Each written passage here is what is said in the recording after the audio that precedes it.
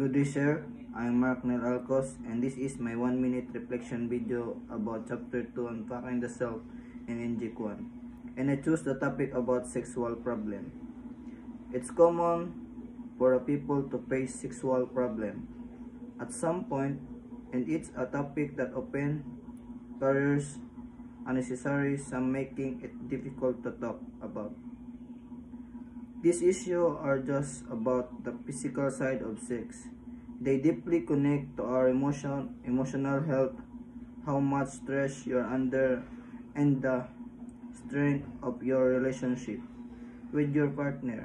And this helpful way to deal with this is to see it as a completely normal health issue, not a personal failure.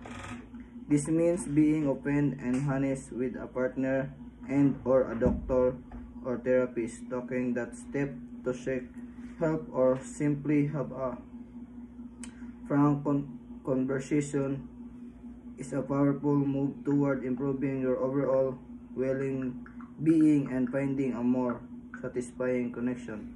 That's all, sir. Thank you.